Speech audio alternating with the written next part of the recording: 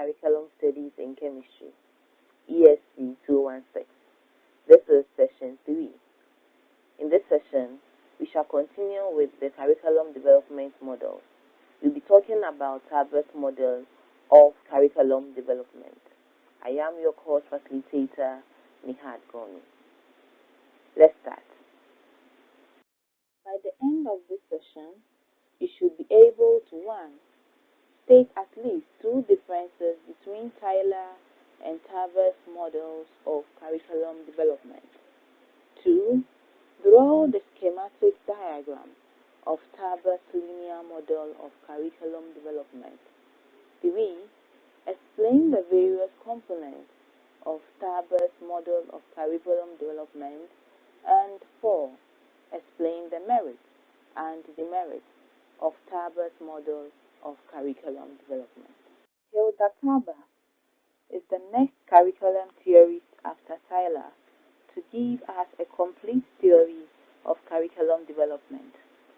Taber was a student of Tyler at the University of Chicago and later worked with him on a number of curriculum projects.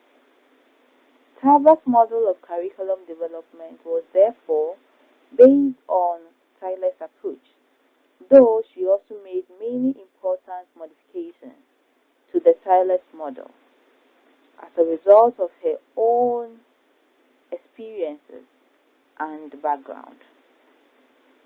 This is a diagram of TABER's model of curriculum development. It had 7 components with a linear representation using arrows. Step 1, diagnosis of needs. Step 2, formulating of aims and objectives.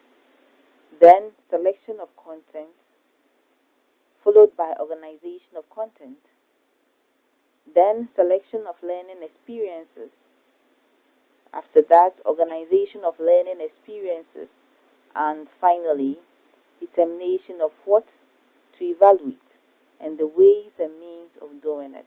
Taber believes that instead of starting the curriculum development process right away, there must be some kind of feasibility studies, which he called diagnosis of needs. Just as a medical doctor must diagnose the nature of the sickness of his clients before prescribing a solution, the curriculum developer must undertake an assessment of the learning needs of his students before deciding on the appropriate educational intervention to prescribe.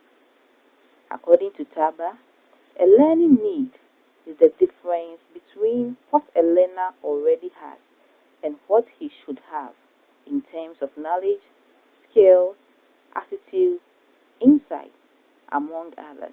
Taber preferred an inductive approach to teaching and learning than the deductive approach.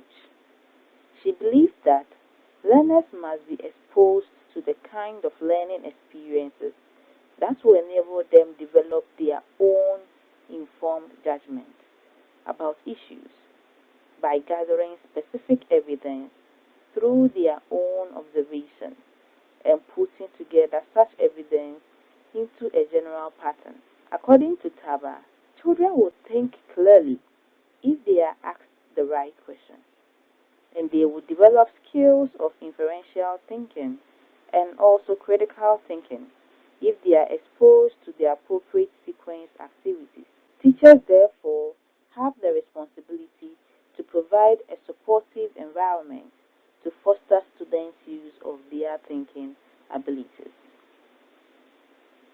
In organizing of content, Taber emphasized the need to make proper distinctions between the various levels of content, that is, the knowledge of specific facts and processes, basic ideas and concepts, among others, and to organize activities in accordance with stages of the learner's cognitive and affective development. For this reason, she thought that there should be a difference in the way lessons are presented at the elementary stage and at the secondary levels of education. She also suggested that appropriate criteria should be followed in organizing content such as validity, relevance, the significance, the learnability, the sequence, the continuity and integration, and others.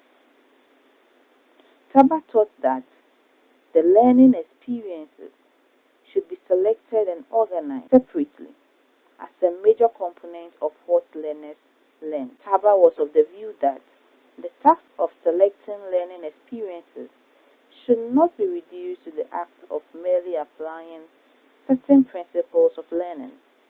It should rather include strategies as how to facilitate concept attainment and sequence in the formation of the attitudes and the sensitivities. Indeed, Taba advocated the use of teaching and learning resources such as audio tapes and video tapes and other methods such as the excursions and study trips to provide further sensory experiences to learners to stimulate their critical thinking through inductive reasoning. Finally, Taba's idea of evaluation is an elaboration of Tyler's ideas. She passes emphasis on the development of critical thinking skills in learners. She was interested in questions such as how should the quality of learning be evaluated to assure that the ends of education are being achieved? Or how does one make sure that there is consistency between the aims and objectives and what is actually achieved by students? Or does the curriculum organization provide experiences which offer optimum opportunities for all varieties of learning to attain independent goals? So this is all about Taba's model of curriculum development. Obviously, Taba's model and Tyler's model have some differences. Let's look at some of the major differences. First, unlike Tyler's model, Taba's model is both descriptive and prescriptive. Secondly, whereas Tyler's model is deductive, Taba is into the inductive kind of reasoning. It was emphasizing on critical thinking on the part of students. 3. Another major point of departure from the Tyler's model is based on the sequences of both of them. Taba's model had 7 sequences of steps, unlike Tyler who had 4 steps. Also, Taba's model seemed to be quite innovative because of the insistence that needs assessment, or what he called diagnosis of needs, should be part and should be the first step in the curriculum development process, and that aim selection and the objective selection shouldn't be the first, but then there should be an assessment to know the diagnosis before the aims and objectives are selected. Taba's model have a number of merits. Let's look at a few of them. In the first place, her insistence on masking needs assessment as a reference point for all subsequent curriculum development activities was a powerful contribution to the curriculum field. This is because without having feasibility studies that are proper and situation analysis, or what she called diagnosis of needs, you may waste efforts to provide educational interventions that really do not meet the needs, the interests and purposes of the individual learners and the society at large. Secondly, Taba recommended an inductive approach to the curriculum and instruction process for the development of critical thinking skills in students. This was an improvement compared with the mechanical deductive approach suggested by the Tyler's model.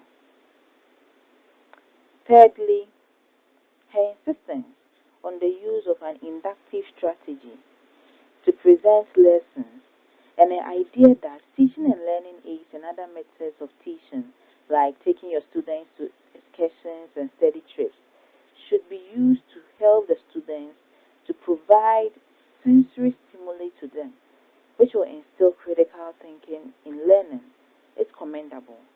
This strategy will help to make the learner a more divergent thinker. Even though Taba's model had a lot of merits, was an improvement on Tyler's, it still had some demerits. Let's look at them. Taber's model has been criticized for being simplistic and linear, just like Tyler. This is because it followed the same linear way as Tyler's, and so it was seen as simplistic. But then curriculum was looked at as a kind of complex organization. Secondly, Taber's model fails to indicate the interrelatedness of the components of the curriculum process and still places evaluation at the tail end of the curriculum and instructional sequence. How Taber showed his components showed that they was not really related. The components were not actually interrelated.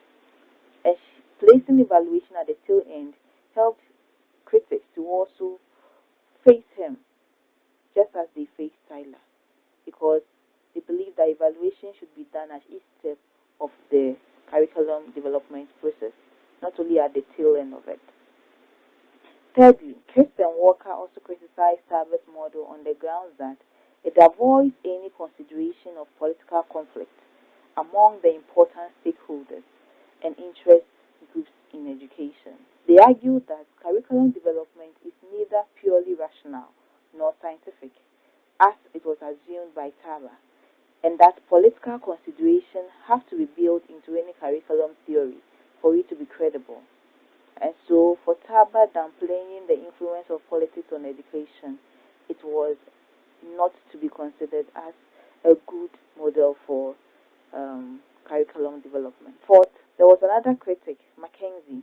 He criticized Taber on the grounds that her inductive approach to teaching thinking skills provides too little information to enable a child to discover the ideas he or she is supposed to learn.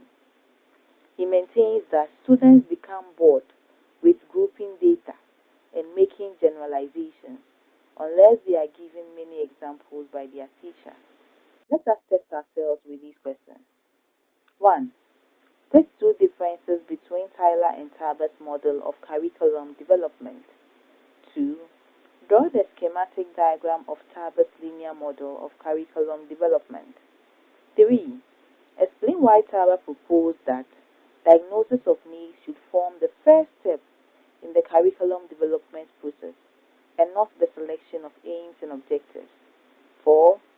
Give two merits and two demerits each of Taber's model of curriculum development. And 5. Define a learning need from the point of view of Taber. We have come to the end of this session. In this session, we addressed Taber's model of curriculum development and its difference from Tyler's model.